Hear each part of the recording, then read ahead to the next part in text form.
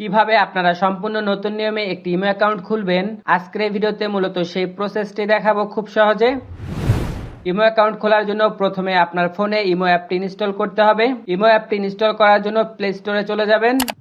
Play স্টোরে আসার পরে সার্চ বারে ইমো লিখে সার্চ করবেন, তাহলে ইমো অ্যাপটি চলে আসবে। ইমো অ্যাপটির উপরে ক্লিক করে এখান থেকে ইনস্টলে ক্লিক করলে কিছুক্ষণের মধ্যে অ্যাপটি ইনস্টল হয়ে যাবে। ইনস্টল হওয়ার পর ইমো অ্যাপটি ওপেন করবেন। তাহলে প্রথমে ইমো ফোন কলের জন্য অ্যালাউ করতে বলছে, আপনারা অ্যালাউ করে দিবেন। তারপর এখানে আপনার মোবাইল নাম্বার দিতে বলছে, তো আপনার যে মোবাইল নাম্বার দিয়ে আপনি ইমো অ্যাকাউন্ট খুলবেন সেই নাম্বারটা এখানে দিয়ে দিবেন। নাম্বার দেওয়া হয়ে গেলে নাম্বারের সামনে যে টিক চিহ্ন অপশন রয়েছে এখানে ক্লিক করবেন। তারপর এখান থেকে ওকে এই অপশনে ক্লিক করবেন। এখন ইমো অ্যাকাউন্ট অ্যাক্সেস করার জন্য আইডেন্টি ভেরিফাই করতে পারমিশন চাচ্ছে, তো আপনি এখান থেকে ওকে করে দিবেন। তারপর এখান থেকে অ্যালাউ করে দিবেন।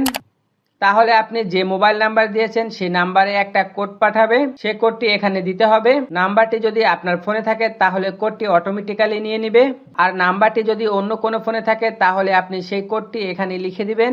তাহলে আপনাকে এই পেজে নিয়ে আসবে। এখানে আপনার ইমো অ্যাকাউন্টের যে নাম দিতে চান সেটা এখানে লিখে দিবেন।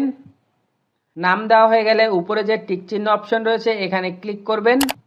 ক্লিক করার পর এখান থেকে আপনার ইমো প্রোফাইল পিকচার সেট করতে বলছে। প্রোফাইল পিকচার সেট করার জন্য ক্যামেরা আইকনের উপরে ক্লিক করবেন। তারপর এখান থেকে চুজ ফ্রম অ্যালবাম এখানে ক্লিক করবেন। তারপর অ্যালাউ করে দিবেন। তাহলে আপনার ফোনের গ্যালারি ওপেন হয়ে যাবে। এখান থেকে আপনি যে ফটোটা আপনার ইমো প্রোফাইলে দিতে চান সেটা সিলেক্ট করে দিবেন। তারপর এটাকে কাস্টমাইজ করে নিচে যে টিক চিহ্ন অপশন রয়েছে এখানে ক্লিক করবেন। তারপর এখান থেকে আবারও উপরের টিক চিহ্নতে ক্লিক করবেন। তারপর এটাকে অ্যালাউ করে দিবেন।